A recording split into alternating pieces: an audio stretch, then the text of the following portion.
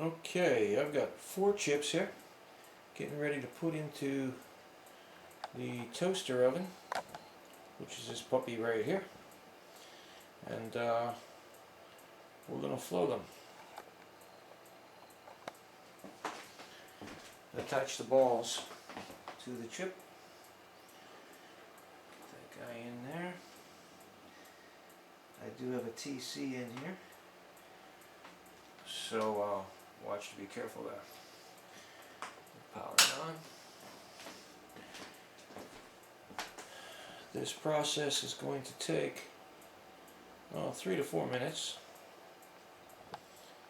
As you can see, there's the PID. And this is a electronics, little cheap temp PID. Works okay.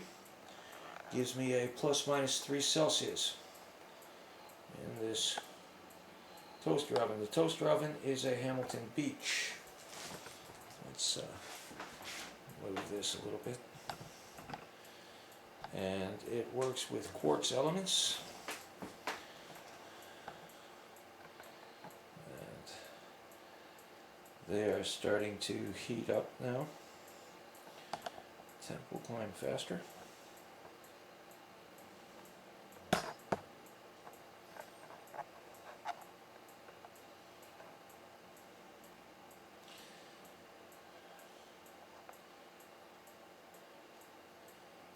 You can see the 4 chips in there. The balls are not moving.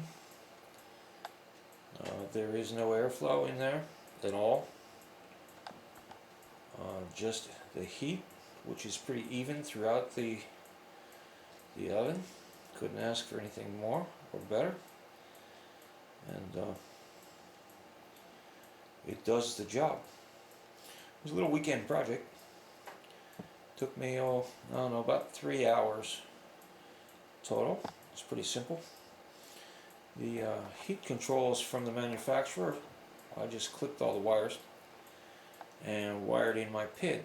So I changed it from AC to DC current. And as you can see, Hamilton Beach. The oven was about 29 bucks. Bought it at Lowe's. See, we're 160 Celsius, just about there. As you can see, this does not take very long. So it is a nice solution to attaching the balls to the chip once it's reballed. And we'll back this off. You can see the orange glow in there. That's from the quartz. It's quartz on top and bottom. I will be using my nifty little fan set up there. It's a little 12-volt fan. As you can see, I got a switch on it and a 12-volt wall type adapter powering that. And I'm at 189. I bounce between 186 and 184, excuse me, and 189. It comes and goes. For the purpose, it's okay. Like 1 plus minus Celsius, better, but then I have to go more money.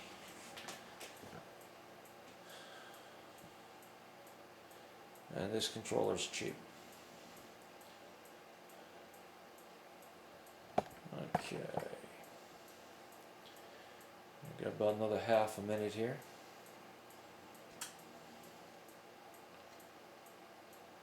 As I said, this is fast.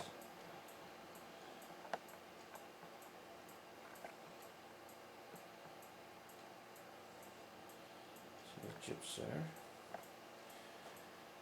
Very fast. Move the camera again. Different angle. And maybe we can get a better focus on this. There we go. Not looking too bad.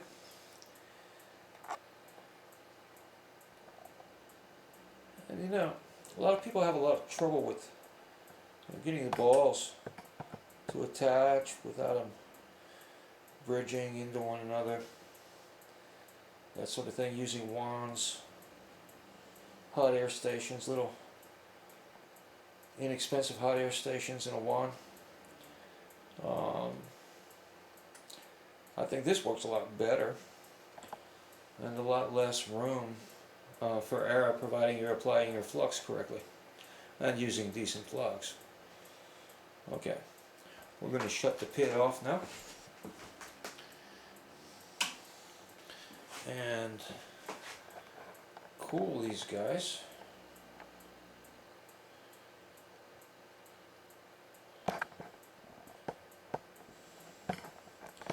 Guess I'll back this up a little more. See what I'm doing with the fan. Drop the door. Plop down the fan. It's a pretty nifty little deal here. Turn on the power. And we're cooling.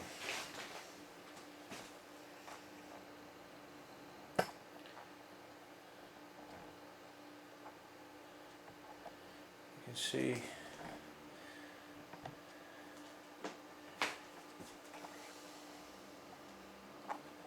the chips don't look too bad. Anyway, we'll get them out of the oven here in about a minute and a half, 2 minutes. As soon as I drop down to around 70 Celsius, 65 Celsius, I'll pull them out of there. That wire you see there in the center, that is a TC. It is not touching anything. It is just there. It's kind of in the air there to give me an idea of the temperature right there. I could fool around and adjust it and bring it down to touch the plate, which would probably give me a better idea, but it gets me close enough so I can see things, have an understanding as to what's going on in the oven, what processes are working. Okay, on 82 Celsius.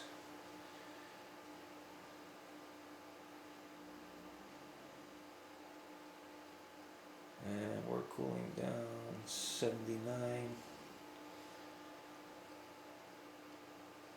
As you can see, this is really pretty quick. And it's really cool to be able to do more than one chip at a time.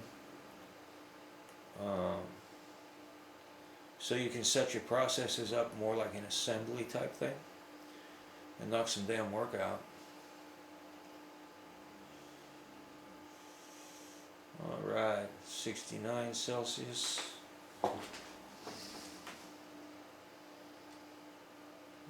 Still just a teeny bit warm. I'll give it another 45 seconds, minute.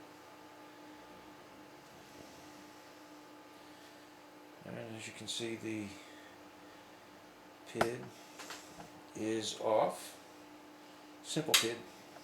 I will show you the wiring here before I kill this video in the back, just in case you'd like to see how that's wired up.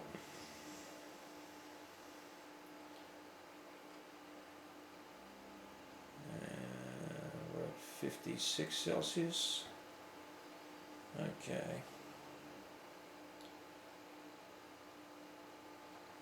I'm going to kill the fan now, pull the chips out, give you guys a good look at them.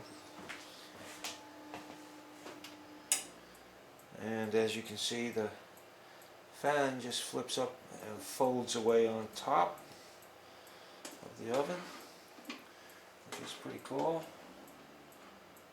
Chips all look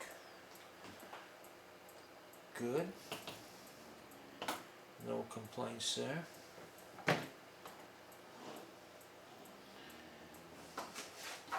Close that door up. And let's have a look at the chips, if we can. There they are.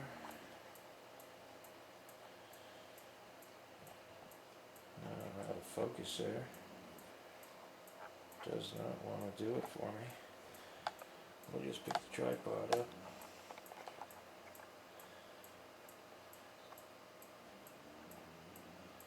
There we go. Let's see. Drop this down. Whoops. Gotta love these things. Oh, we got a nice view of the box. There we are. There's the 4 chips.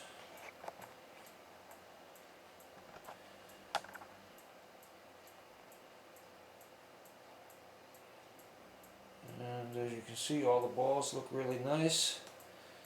There, they're done.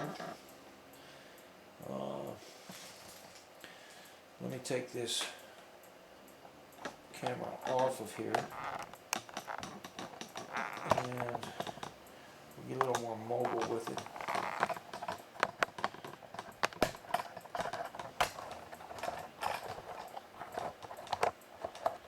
Oh yeah, I promised I'd show you the TCs and stuff inside.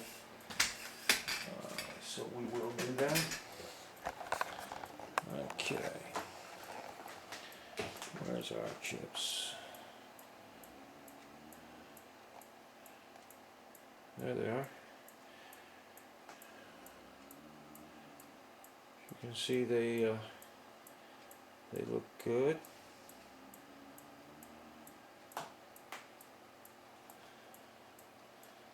And they are done with a toaster oven.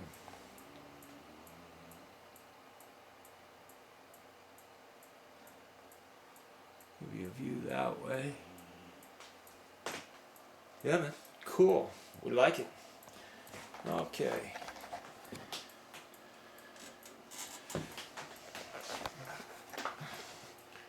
There are the TCs. You can see this one here in the back. Right there. It is. You see it poking out? It's above the black hole there. See it? Okay. That's the one going to the pit. Then I got this little makeshift mechanical arm here. So I can get a TC in close to the chips.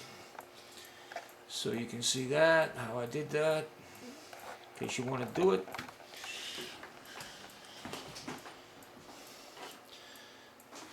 And I'm going to turn this oven so you can see what I got going on here. Okay, there's the back of the pid. Alright. Wires going to the switch. Pretty simple. Then just to a block. And you can see the 2 wires coming out of the vent hole there, the toaster oven. Okay. Those are going to the quartz. That's all there is to wiring those quartz. You just pick up the 2 wires. The fan, little 12 volt thing there. Let's get it. This is the switch. Okay. Of course the fan. And the adapter. Now here is the TC going in through the back of the housing. Alright. Hope this has been interesting for you. And so there it is. A Hamilton Beach toaster oven mod turned into a chip flow oven. Hamilton Beach. Okay, and again, the PID is an electronics, so you can see the model number there in case you'd like to get one of those and try doing this. Alright, that's Quest X, and we'll talk to you later.